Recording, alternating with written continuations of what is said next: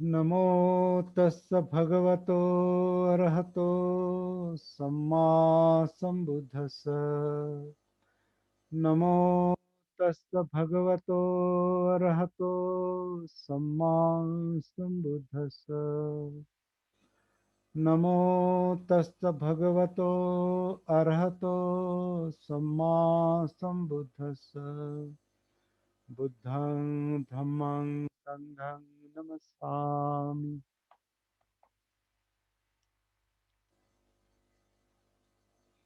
तो आज हम धम्मपद की 16 और 17 और 18वीं गाथा जो है वो देखेंगे।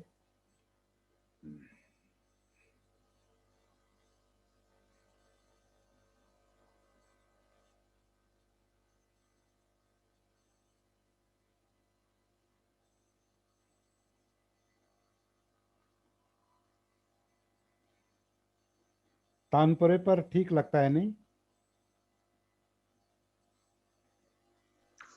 हाँ सर।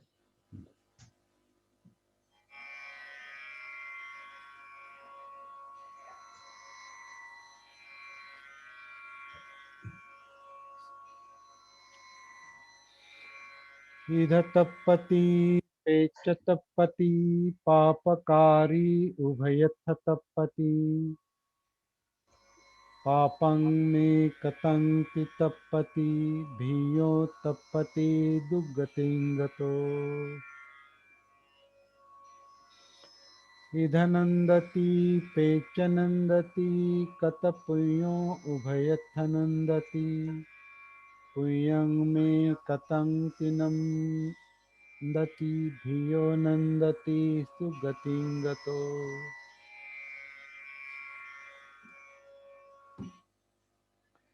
तो ये धम्मपद की दो गाथाएं यमक की आज देखेंगे हम। नौवा यमक है, नौवा यमक।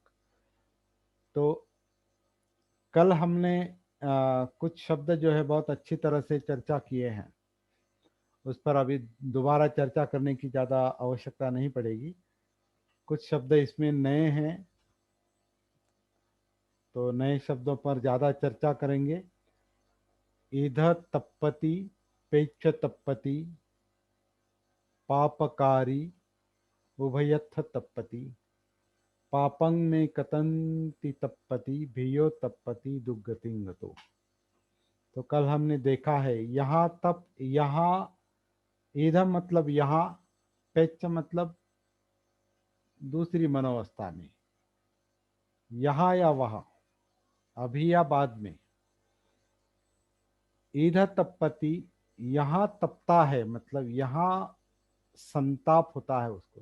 तप, तपना मतलब संताप करना, ताप, ताप होना, मन को ताप होना मतलब संताप होना। तो यहाँ संताप होता है, वहाँ संताप होता है। किसे? जो पाप कर्म करने वाला है, पापकारी, पाप कर्म करने वाला जो है वो यहाँ और वहाँ, उभय अवस्था में, दोनों अवस्था में, यहाँ या वहाँ, मतलब इस क्षण में हो या बाद के क्षण में हो, अब हो या बाद में कभी हो, जो पाप कर्म करता है कायिक वाचिक और मानसिक स्तर पर, हमने कल देखा उसको, जो पाप कर्म करता है, बुरा बर्ताव करता है, उसे हमेशा संताप होता है। अभी भी संताप होता है, बाद में कभी भी कभी संताप होता है, क्योंकि उसका जो पाप कर्म है वो उसे संताप देता है। और पापं में कतंति तपति, मैंने पाप कर्म किया है, पापं में मैंने, तब कतंति मतलब किया है, मैंने पाप कर्म किया है, ये सोचकर, इस भावना से, इस मनोवस्था में वो ज्यादा संताप करता है कि मैंने पाप कर्म किया है, बुरा किया है, मेरा बर्ताव गलत था, मेरी वाणी गलत थी, मेरा कायिक कर्म गलत था, मेरा विचार गलत था। तो ये जब तक वो विचार मन में चलता है तब तक वो संताप करता है। तो बहुत सरल बात है। और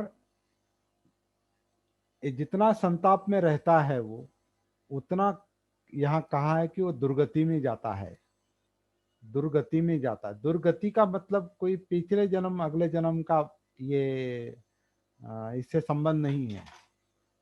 दुर्गति, दुर्गति मतलब गत, गत मतलब अवस्था, और दुर्गत मतलब बुरी अवस्था। तो दुर्गति मतलब बुरी अवस्था। तो जब जब इस संताप से वो बुरी अवस्था में, मनोवस्था में जाता है, संताप करते करते और सोचते सोचते मैंने गलत किया, मैंने अच्छा नहीं किया, मैंने पाप कर्म किया, वो जितना वो सोचता है उसके बारे में, पूर्व कर्म के बारे में, उतना उसे संताप बढ़ता जाता है। और जब उसकी मनोवस्था और बिगड़ जाती है और दुर्गति में जाती है, तो वो भीयो तपति मतलब और अधिक संताप करता है।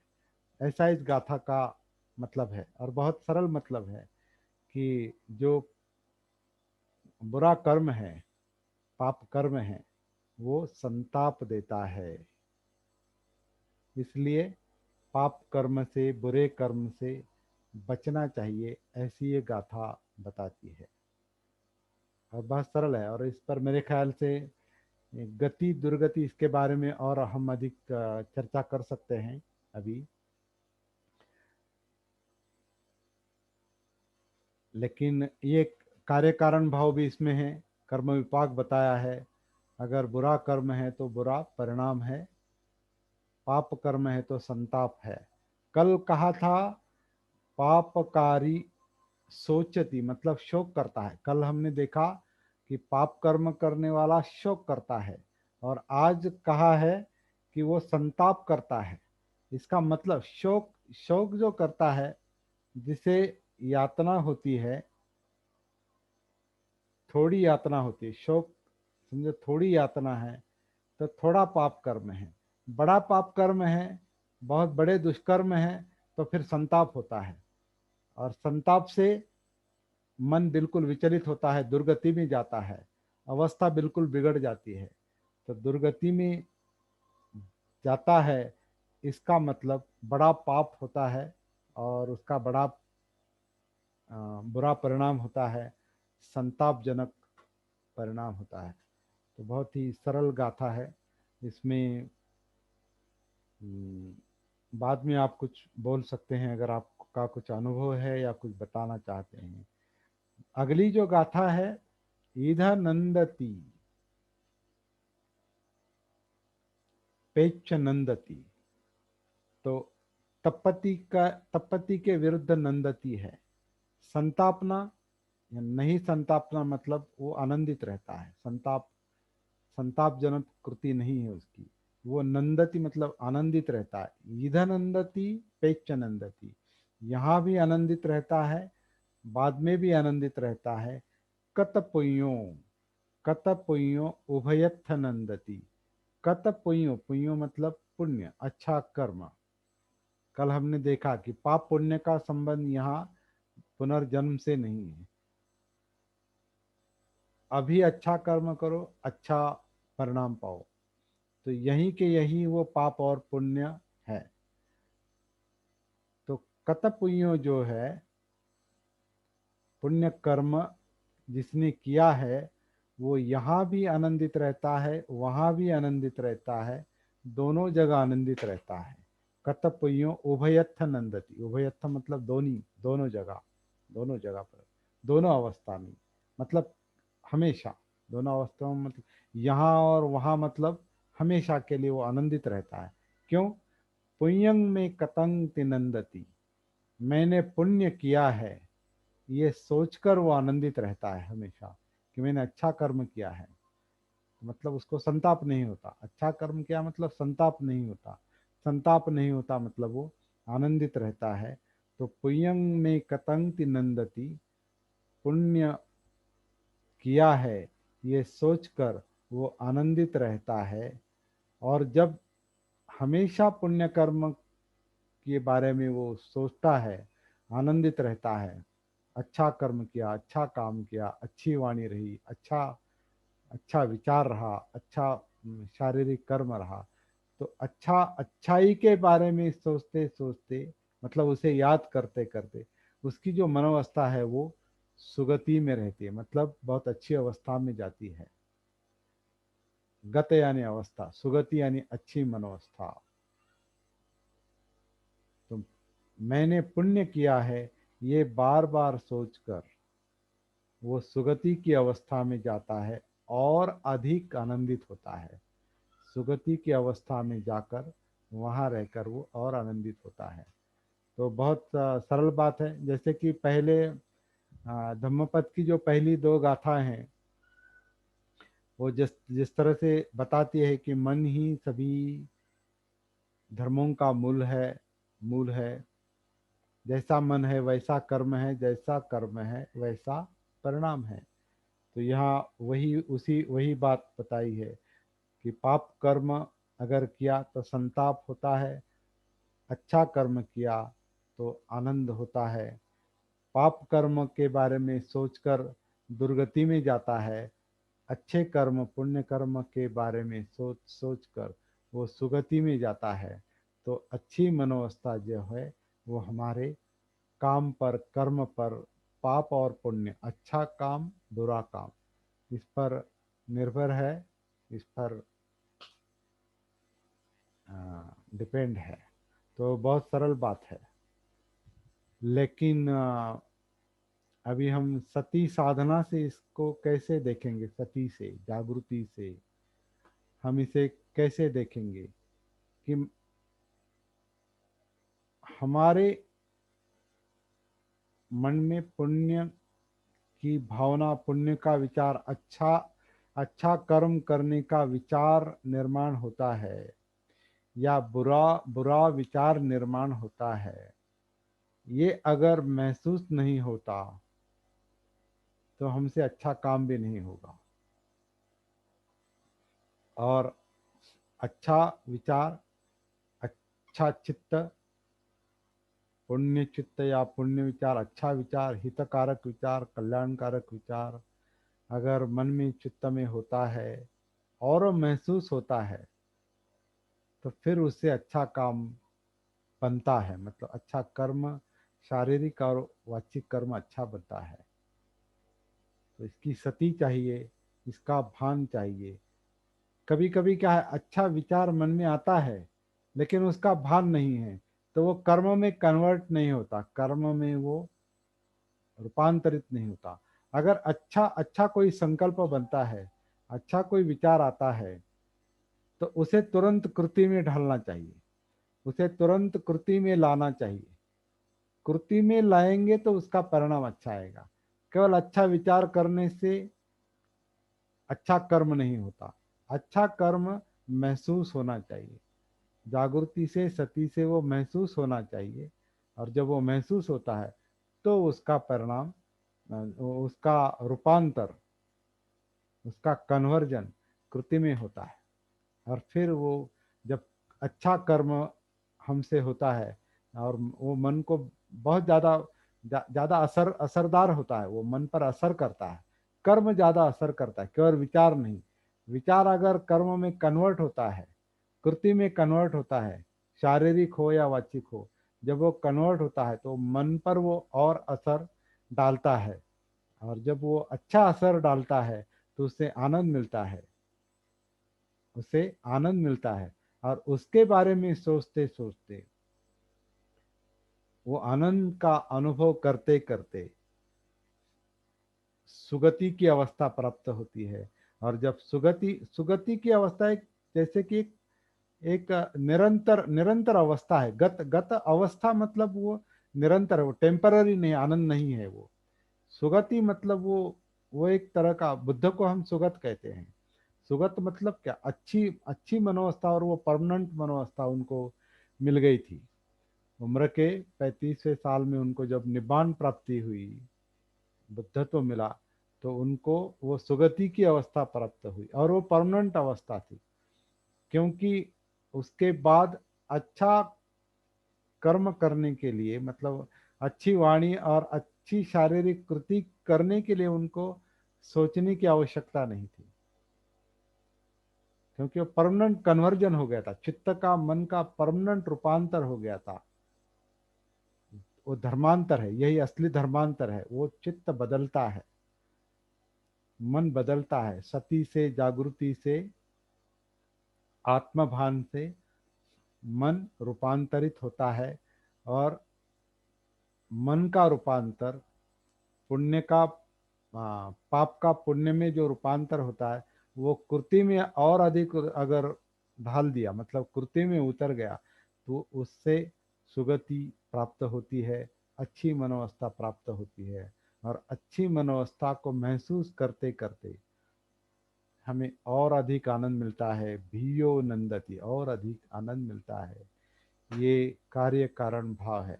इसलिए हम देखते हैं कि सती की, जागृति की जो साधना है वो निरंतर चलते रहनी चाहिए, क्योंकि जागृति से ही अच्छा बुरा महसूस हो सकता है।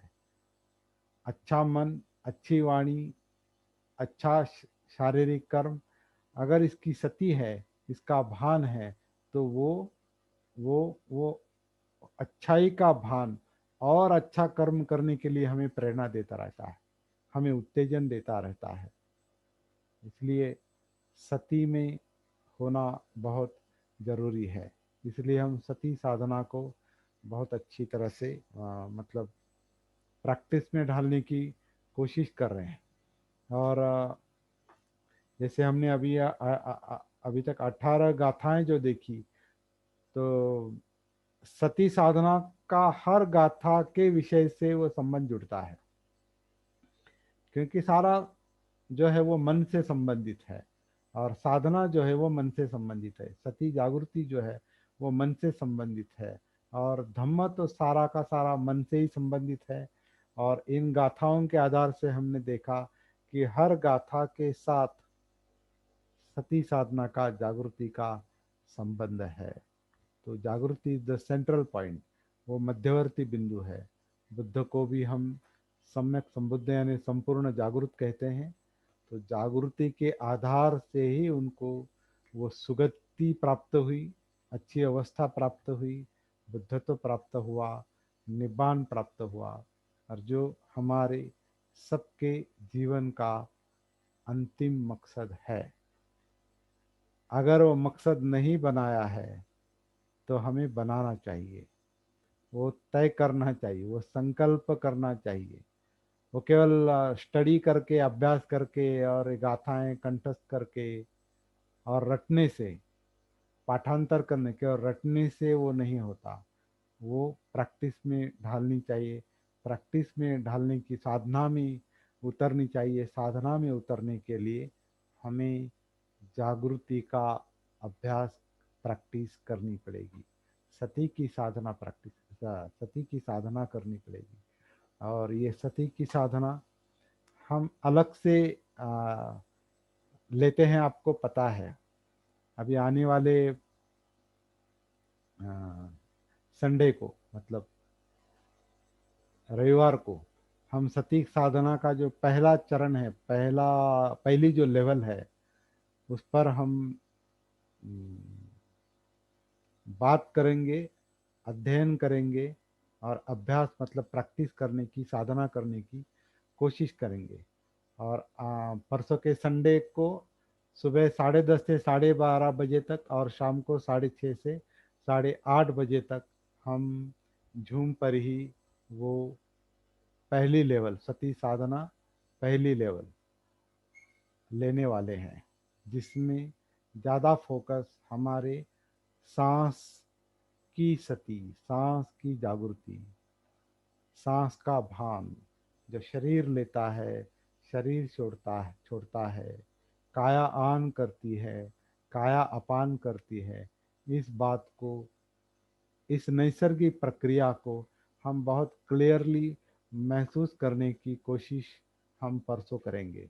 और जिन लोगों को अभी तक नैसर्गिक सांस नहीं मिला है, नहीं महसूस हो रहा है, तो मुझे आशा है कि ये जो इतवार का सेशन है, वहाँ आपकी जो सारी अड़चने हैं, जो दिक्कत है, जो प्रॉब्लम है, वो दूर होने में मदद होगी। तो सभी को इतवार के दिन उपस्थित रहना है, सुबह 10:30 से 12:30 और शाम को 6:30 से 8 या 8:30 बजे तक। अभी हमने जो ये गाथा देखी है, इसके बारे में अगर कोई प्रश्न उठाना चाहता है या चर्चा करना चाहता है विषय से संबंधित, तो आप अपना माइक ओपन कर सकते हैं और कुछ बात कर सकते हैं।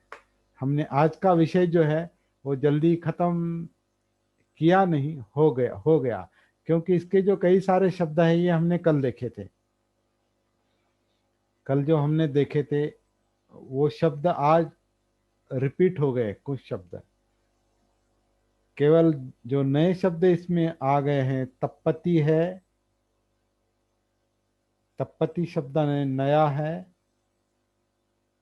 और दुर्गति शब्द नया है।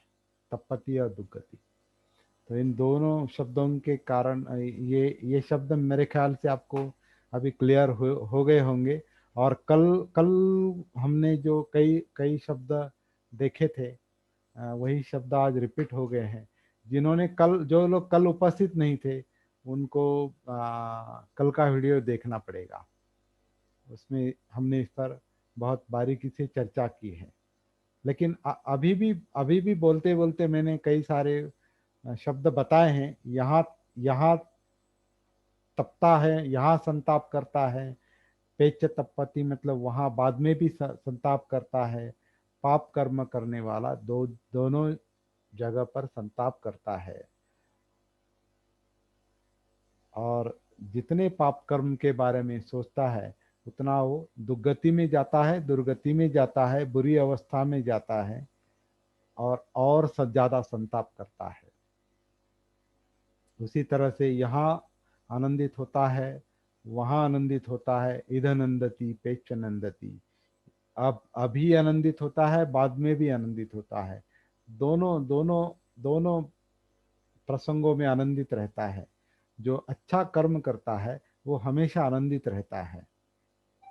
और मैंने पुण्य किया, अच्छा कर्म किया, ये सोचकर वो और आनंदित होता है, और आनंदित होता है, और सद्गति में आता है, अच्छी मनोवस्था में आता है। और अच्छी मनोवस्था में आनंद आने के कारण वो और आनंदित होता है, और उसका आनंद एक तरह से मतलब बरकरार रहता है। लेकिन ये कब संभव है? जब साधना ठीक से करेंगे तो। क्योंकि ये सारी बातें, ये सारी मनोवस्थाएं ये महसूस होनी चाहिए कि कब बुरा विचार मन में आता है, कब अच्छा विचार मन में आता है, कब वाणी अच्छी रहती है, कब नहीं रहती है, कब शारीरिक कर्म अच्छा रहता है, कब नहीं रहता है। इसके साथ मतलब काया के साथ, और वाणी के साथ, और मन के साथ, सती के आधार से, जागृति के आधार से अगर हमारा संपर्क प्रस्थापित नहीं होता है, तो मन में, वाणी में और कर्म में क्या चल रहा है इसका पता नहीं चलता। इसलिए सबसे सेंट्रल बात जो है, मुख्य बात जो है, मध्यवर्ती बात है, वो जागृति है, सती है। और बुद्ध ने जो बताई वो सती है, जागृति है। इसी जागृति के आधार से उनको खुद को उम्र के 35वें साल में उनको बुद्धत्व लाभ हुआ था, सुगति मिली थी, दुख मुक्ति मिली थी, निपान मिला था। तो बहुत सरल बात है। इस पर कोई कुछ प्रश्न उठाना चाहता है या मुद्दा उपस्थित करना चाहता है, अपना माइक वो ओपन कर सकता है और बात कर सकता है। बहुत बहुत धन्यवाद।